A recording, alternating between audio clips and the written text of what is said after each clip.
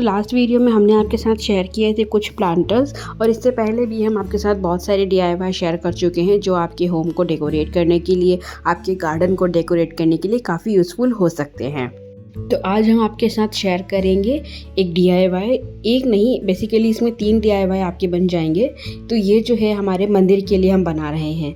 तो सबसे पहले इसे बनाने के लिए मैंने यहाँ पे एक वुडन फ्रेम का यूज़ किया है। तो ये जो फ्रेम है काफ़ी पुरानी सी थी, तो इसे मैंने लिया है यहाँ पे, और इस पर मैंने रेड कलर का फैब्रिक लिया है, इसमें अस्तर भी लगाया है। तो इन दोनों फैब्रिक को मैंने जो अपनी फ्रेम थी उसके अकॉर्डिंग मेजर करके कट कर लिया है। अब हमें फैब्रिक और जो फ्रेम है हमारी उन दोनों को अटैच करना है। तो अटैच करने के लिए मैं यहाँ पे जो वुडन स्टिक होती है उनकी हेल्प ले रही हूँ। तो वुडन स्टिक को हमें यहाँ पे फ्रेम के साथ में अटैच करना है।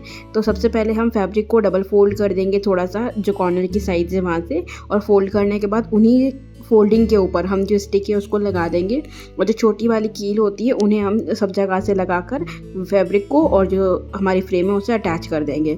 चारों तरफ से हमें सेम काम करना है। इसके बाद ये थोड़ा सा पीछे से गंदा दिख रहा था, तो मैंने यहाँ पे न्यूज़पेपर लेकर और उसे फेविकॉल की हेल्प से पूरा सा चिपका दिया है, ताकि पीछे से भी ये ना गंदा सा ना दिखे, क्योंकि जो स्टिक्स है हमारी वो भी दिख रही थी और जो नीडल्स वगैरह हैं वो सभी दिख रहे थे।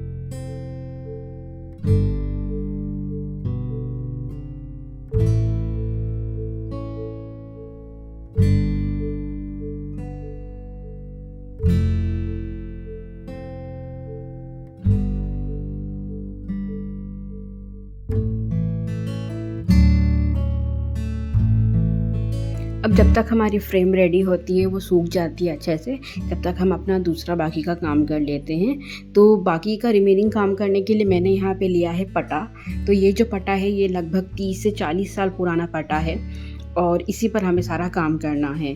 तो इस पर सबसे पहले मैंने जो कलश है, क्योंकि हम इसे मंदिर के लिए बना रहे हैं, तो मैंने यहाँ पे जो पेपर है उस पर कलश ड्रॉ कर लिया है, और 2 लीफ भी मैंने यहाँ पे ड्रॉ कर लिए हैं। क्योंकि मंदिर से रिलेटेड हम बना रहे हैं, तो जो चीज़ें हम इस पर ड्रॉ कर रहे हैं या जो भी हमें बनाना है तो वो मंदिर से रिलेटेड हो तो ज़्यादा अच्छा लगता है। तो इसीलिए मैंने यहाँ पे कलश ड्रॉ किया है। अब इसके बाद मैंने इसे पेपर से बनाने के बाद मैंने इसे ट्रेस भी कर लिया था। फिर मुझे यहाँ पे क्योंकि मोज़ाइक ही करना है, क्योंकि ये मोज़ाइक ही इस पर सबसे ज़्यादा अच्छा लगता है। और इससे पहले भी मैंने आपके साथ में एक वुडन चौकी शेयर की थी, तो उस पर भी मैंने मोज़ाइक ही किया था। तो इसका जो आइडिया है मुझे वहीं से मिला कि मुझे इस पर भी इसे अच्छे से बनाना चाहिए। तो बस मैंने यहाँ पे ड्रॉ कर लिया और मैंने मिरर्स यहाँ पे पेस्ट करना स्टार्ट कर दिए। अब इसके बाद जो फ्रेम हमने रेडी की थी उसे एक बार हम अपने पटे के ऊपर रख कर मेजर कर लेंगे, क्योंकि जो मेरा पटा है वो थोड़ा सा बड़ा है और जो फ्रेम मैंने रेडी की है वो छोटी पड़ गई।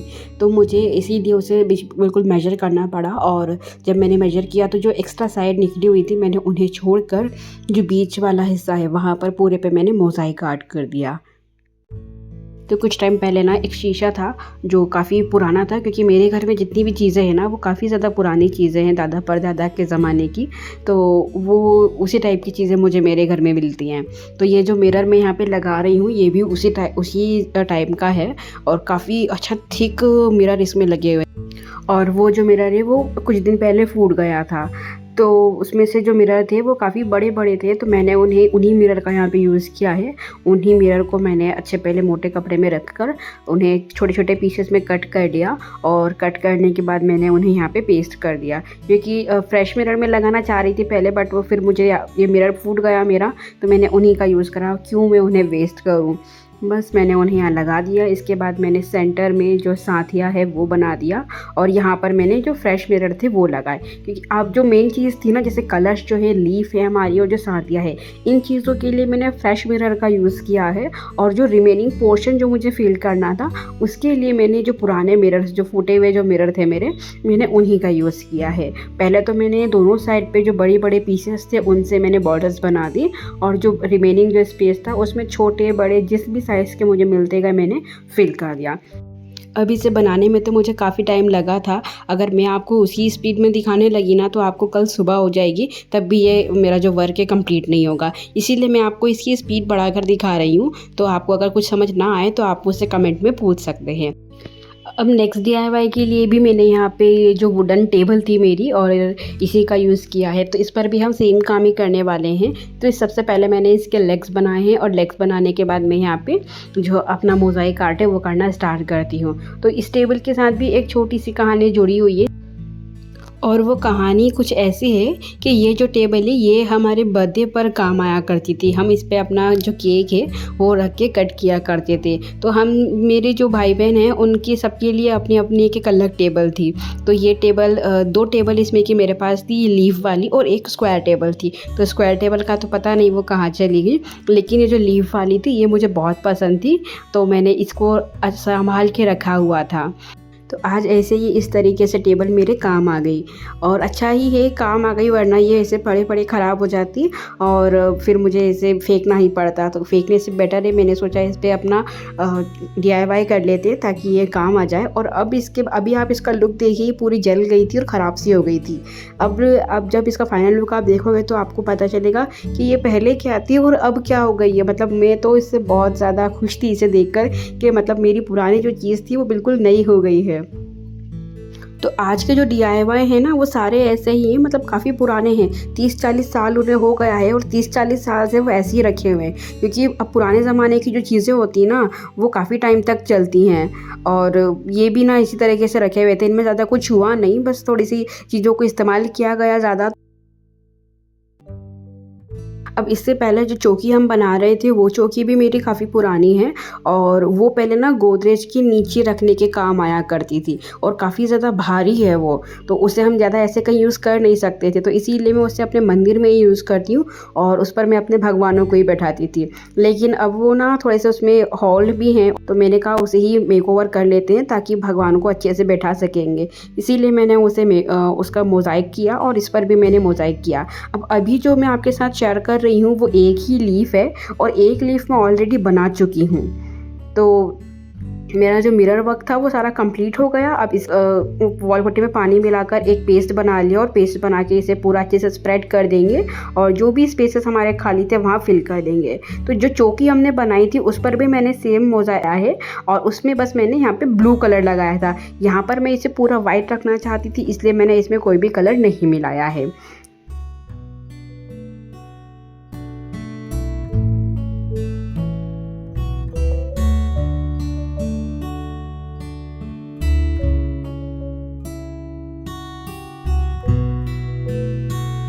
तो अब हमारी जो चौकी है उस पर जो पेस्ट लगाया था पुट्टी का वो सूख गया है, तो थोड़ा सा सूखा है और थोड़ा सा गीला भी है। तो ये सही टाइम होता है जिस टाइम पे हम इसे क्लीन करना चालू कर देते हैं, ताकि ये जो हमारे मिरर्स हैं उन पर जो पुट्टी है वो ना लगे। तो बस मैंने इसे उसी टाइम पे थोड़ा सा क्लीन करना स्टार्ट कर दिया, और अच्छे से क्लीन मेरे मिरर हो गए थे। इसके बाद हम पेंटिंग करेंगे थोड़ी सी इस पर। तो जो हमने यहाँ पर नारियल बनाया था उस नारियल को मैंने ब्राउन कलर से कलर कर दिया है, और जो कलश हमने बनाया था उस पर मैं यहाँ पर येलो कलर कर रही हूँ।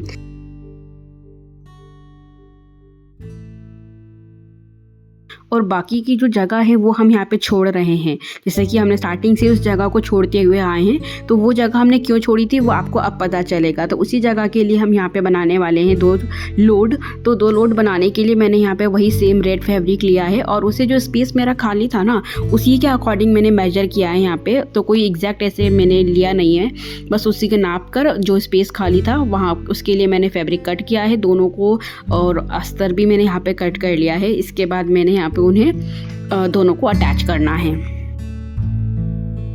अब फैब्रिक को अटैच करने के लिए आप यहाँ पे मशीन से भी सिल सकते हैं इसे, और हाथ से भी अगर आप सिलना चाहें तो वैसे सिल सकते हैं।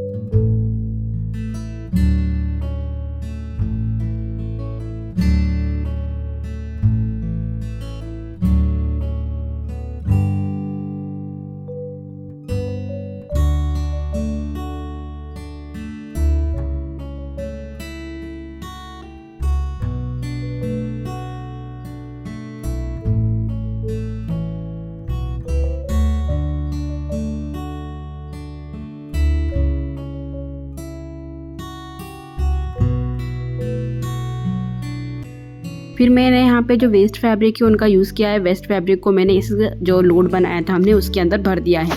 आप चाहें तो अगर आपके पास कॉटन वगैरह पड़ा हुआ है तो आप उसे भी भर सकते हैं। मेरे पास कॉटन नहीं था तो मैंने यहाँ पे जो फैब्रिक्स हैं वही मैंने यहाँ पे फिल कर दिए हैं। फैब्रिक फिल करने के बाद जो इसका मुँह है हम उसे बंद कर देंगे। तो अब हमारे जो दोनों लोड हैं वो रेडी हो चुके हैं। अब जो हमने फ्रेम बनाई थी और जो हमने पट्टा रेडी किया था उन दोनों को हम अटैच करना है हमें। और अटैच करने के लिए हम यहाँ पे कील का यूज़ करेंगे, कील से दोनों को अटैच कर देंगे और अटैच करने के बाद जो हमारी टेबल है वो रेडी हो जाएगी। तो चलिए अब देखते हैं अपनी इस टेबल का फाइनल लुक।